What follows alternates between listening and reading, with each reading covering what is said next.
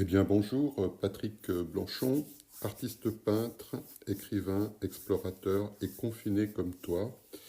Aujourd'hui, j'ai reçu encore dans ma boîte à lettres de mail une enquête de satisfaction sur je ne sais plus quel organisme. Et du coup, je me suis mis à réfléchir sur cette idée en fait de satisfaction, tu vois. Euh, Est-ce que la satisfaction est un objectif à rechercher finalement? Et je pensais aux artistes. Je me disais, est-ce que pour un artiste, c'est un objectif ça? Est-ce qu'on doit chercher à se satisfaire en fait? Et j'ai repensé en fait à un mot Wolof qu'utilise Ibrahim Girou, pardon. Je t'en ai peut-être déjà parlé sur un podcast dans une autre émission, j'ai dû t'en parler. Et ce mot Wolof, en fait, c'est gued. Et il dit en fait qu'à un moment donné, dans la croissance en fait des enfants, il y a un moment où il y a une saturation. Il faut que la mère ou les parents arrêtent, si tu veux, d'envelopper l'enfant, de s'en occuper, etc. Pour que l'enfant puisse s'épanouir correctement, il faut à un moment donné qu'on arrête de le protéger, qu'on arrête de lui porter une attention soutenue et excessive. Et moi, je vois un lien, si tu veux, entre satiété et satisfaction. C'est-à-dire qu'à un moment donné, c'est ça ce que ça apporte en fait, la satisfaction. C'est que tu te dis, bon, bah, ça y est, je suis gavé de quelque chose, et puis je peux me reposer, quoi, en fait. Et depuis tout petit, si tu veux, cette notion de satisfaction, moi, ça m'a toujours agacé. euh, Parce que j'avais un ressenti trouble hein, par rapport à ça. Moi, je me rappelle mes premiers bons points, les rares premiers bons points que j'ai reçus à l'école. J'avais l'impression d'avoir mis le doigt dans un pot de confiture. Tu vois, j'avais cette sensation, en fait, d'avoir pénétré dans quelque chose qui n'était pas bien clair. Mais c'était sucré, tu vois, il y avait un côté sucré dans lequel on avait envie de remettre le doigt, tu vois. Et puis, bon, alors évidemment, j'ai eu une scolarité désastreuse, tu vois, par rapport à ce genre de positionnement, par rapport à la satisfaction. Mais, euh, mais j'ai tenu bon, quoi, par rapport à ça, en suivant mon instinct, en fait. C'est plus une question d'instinct que de réflexion à ce moment-là. Et puis, avec le temps, ben, j'ai pu réfléchir un peu plus. Ça ne veut pas dire que c'est mieux de réfléchir finalement. Tu vois, je suis en train de revenir un petit peu ces derniers jours. Alors, tu sais que je fais mon rangement toujours. Hein. Je t'ai dit la dernière fois, je crois que je peaufinais en fait les dernières touches à ce rangement.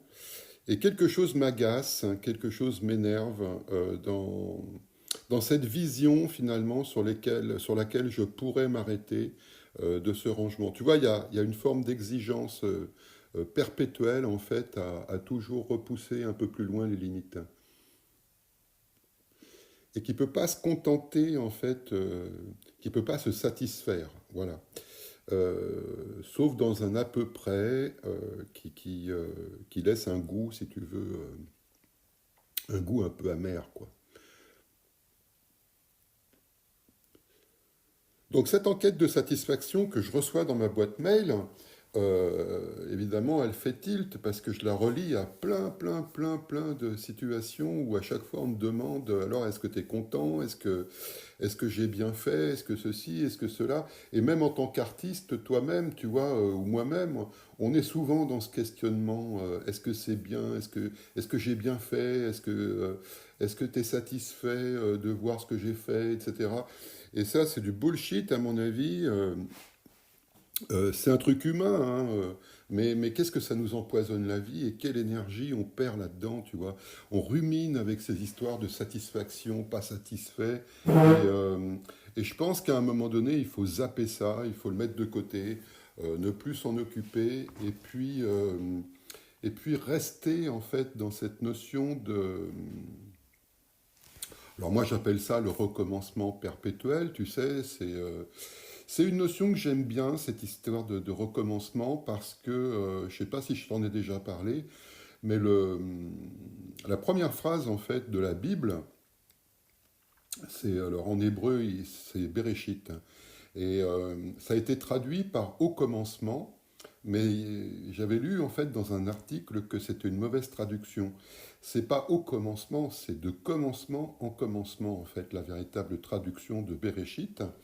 Et du coup, ça m'avait donné du grain à moudre, ça, pour me dire, mais oui, euh, la création, finalement, c'est ça, c'est de commencement en commencement. C'est pas, il n'y a pas un commencement, il n'y a pas un début, puis s'il y a un début, ça voudrait dire qu'il y a une fin, tu vois. Donc, il n'y a pas de début ni de fin. La création, c'est à chaque instant, en fait, qu'elle se, qu'elle se réalise dans les cellules de ton corps. Tu vois, on a peur d'une mort lointaine qu'on imagine, etc. Mais la mort, elle est intrinsèquement liée à la vie, puisqu'on a un tas de cellules qui crèvent tous les jours dans notre propre corps, et autant qui naissent, tu vois. Donc ça n'arrête pas, c'est toujours ça. C'est ce que j'appelle ce chaos, en fait, dans lequel on est plongé et on est en train de se débattre en essayant de trouver du sens à tout ça, tu vois. Alors, cette histoire de sens, c'est aussi quelque chose qui est très à la mode chez l'être humain depuis un paquet de temps, tu vois. Trouver du sens à tout, bon, ok, on peut, hein. Parce que après trouver du sens, ça va enclencher quoi? Ça va enclencher une réflexion, ça va enclencher la pensée, ça va enclencher. Alors la pensée, c'est pareil. Il y a beaucoup de gens qui disent je pense, mais quand tu les écoutes bien, ils ruminent. Peut-être que moi, d'ailleurs, dans ce podcast, tu vois, ce que je suis en train de faire, c'est pas tellement de la pensée. Je suis pas en train de faire preuve de pensée. Je suis en train de faire preuve de rumination, en fait. C'est-à-dire, je te parle en fait de choses qui m'obsèdent et puis avec lesquelles je rumine, mais est-ce qu'on peut appeler ça une pensée? J'en doute fortement. C'est simplement l'émanation en fait d'une rumination, ce que je fais dans ce podcast. C'est pour ça que tu es convié de toute façon à intervenir quand tu le veux pour mettre un commentaire, pour t'abonner si tu as envie de suivre ma rumination, et, euh, et puis éventuellement me donner des pistes parce que c'est plus dans une volonté d'échange en fait hein, que je fais ce podcast. Voilà ce que j'avais envie de dire en ce qui concerne cette idée de satisfaction, de satiété,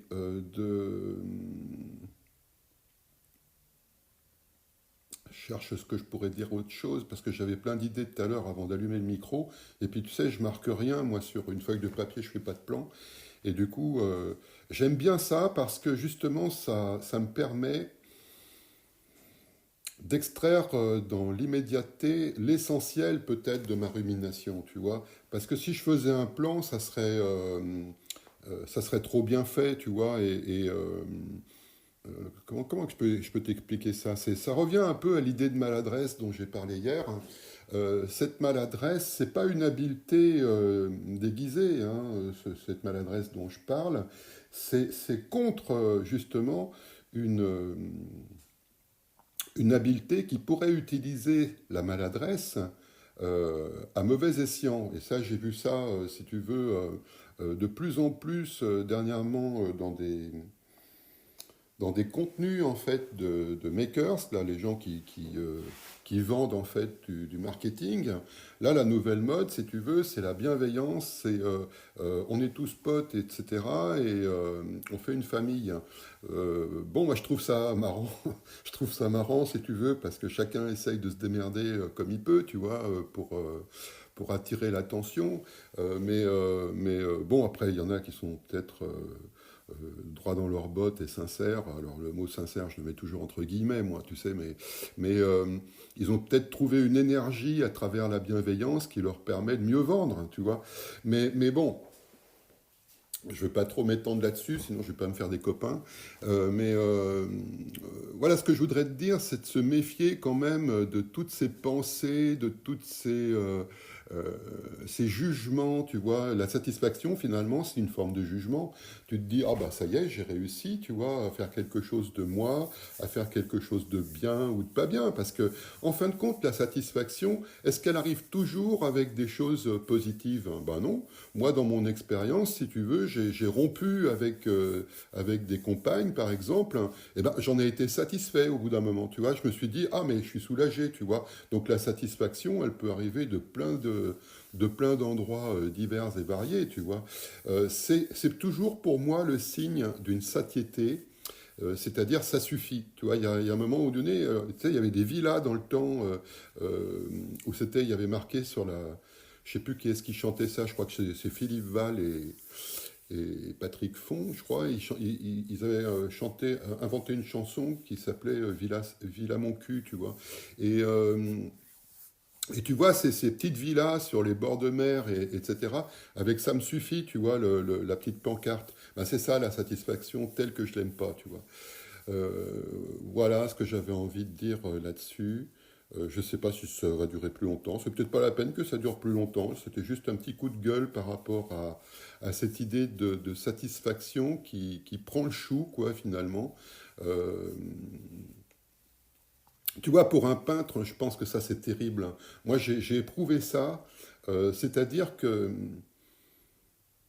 voilà, tu commences une série de tableaux, tu vois, tu tiens quelque chose, et puis tu regardes ta série de tableaux, et puis tu as cette sensation, tu vois, d'être satisfait de ton boulot. Et ben moi, quand ça m'arrive, je bosse plus après un mois après, tu vois. Pendant un mois, je fous plus rien. Parce que je me dis, bah ça y est, je suis arrivé à un truc et je laisse tomber, tu vois. Et donc, je m'en méfie, en fait, de cette idée de satisfaction. Je m'en méfie énormément, énormément, tu vois. Je suis plus dans l'idée, en fait, que c'est pas suffisant, qu'il y a encore quelque chose à, à refaire, à rajouter, à améliorer. Tu vois, ce podcast, par exemple, j'en suis pas du tout satisfait. J'en vois toutes les imperfections et en même temps, si je regarde pas ça clairement en face, euh, si je m'en satisfaisais, comment je pourrais m'améliorer, tu vois?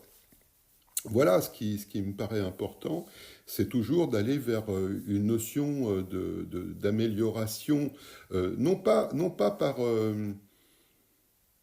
par l'habileté, si tu veux, mais d'être dans une notion de plus grande justesse. Alors ça aussi, c'est une tarte à la crème. C'est-à-dire que moi, je considère qu'on on peut pas faire,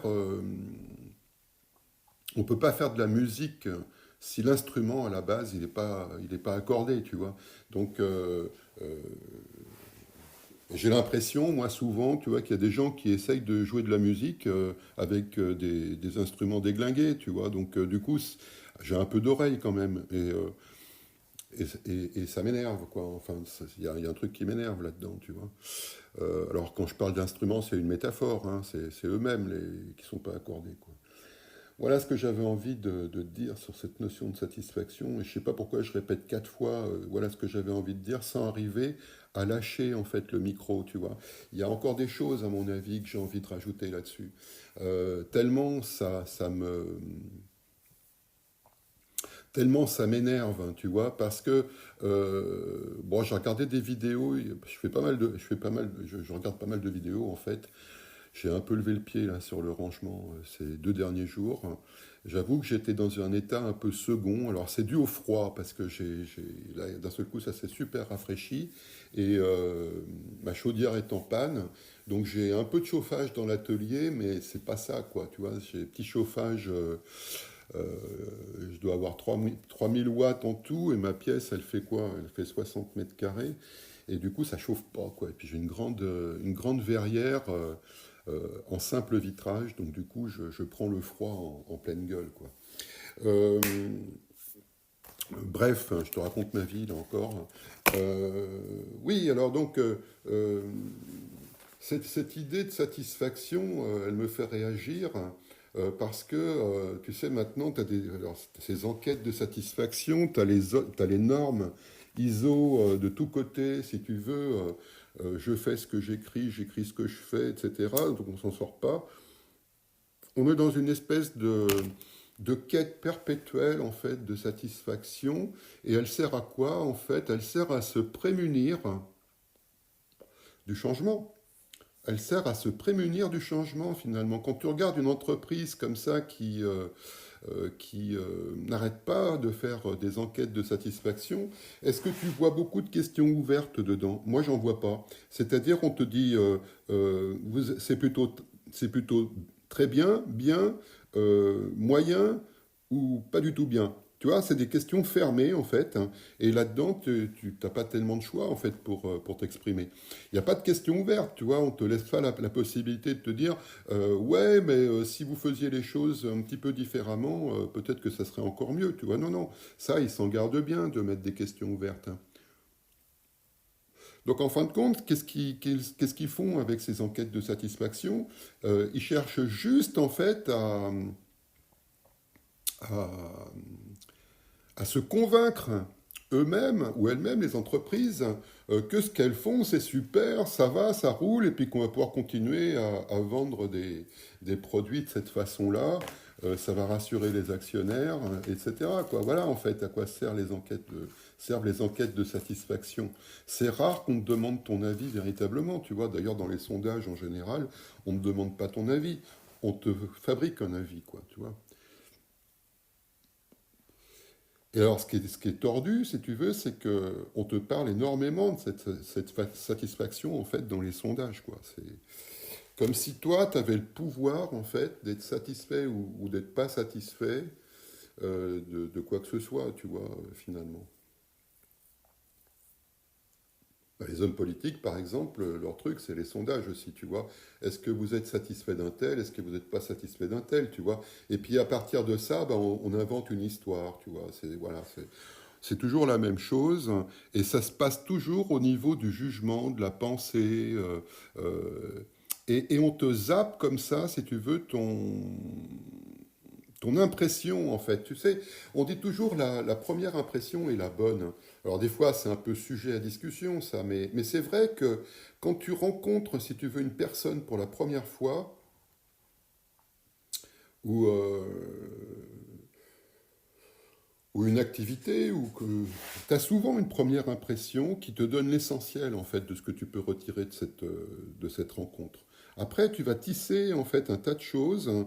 Tu vas douter, tu vas te dire, ah ouais, mais peut-être que je suis un peu à l'emporte-pièce, peut-être que si, peut-être que ça. Tu vas remettre en question, en fait, ton impression première, et pour la faire rentrer, en fait, dans un moule collectif, euh, qui te dit, en fait, oui, il faut être tempérant, faut être ceci, il faut être cela, tu vois, mais en fin de compte, ton impression première, elle est bonne, quoi. Il y a pas à tortiller. Moi, j'ai souvent eu cette expérience-là, si tu veux, de me dire, la première fois que je vois quelqu'un, putain, quelle gueule de con, tu vois. Et puis après, de me dire, putain, j'étais un peu dur, il faut que je mette un peu d'eau dans mon vin. Et puis, au bout d'un moment, une fois que le cycle de toutes les actions qu'on avait à faire ensemble, des interactions, etc., se termine, je reviens à ma première impression, je me dis, bah, t'avais raison, c'était un gros con, quoi, tu vois. Euh, voilà, alors après, on peut faire de la littérature en disant, ouais, c'est mon ego qui se projette dans l'autre, etc., tu vois. C'est moi qui suis un gros con à la base. Ouais, on peut faire ça hein, aussi, on peut s'amuser à perdre du temps comme ça, mais moi je pense qu'il faut plus aller vers la sensation immédiate, c'est-à-dire ce que tu ressens, tu vois, avec l'instrument que tu es, tu vois. Il faut vraiment s'entraîner, en fait, à accorder cet instrument pour dire, putain, lui, je le sens pas, je me casse, quoi, tu vois. Et tu perds pas de temps comme ça, tu vois, tu t'emmerdes pas. Voilà, bah, je vais en terminer comme ça pour aujourd'hui et je te souhaite une très bonne journée, un bon dimanche, hein, puisqu'on est dimanche aujourd'hui finalement. Je crois qu'hier je t'ai dit bon dimanche, mais c'était samedi. Bah, bonne journée, salut.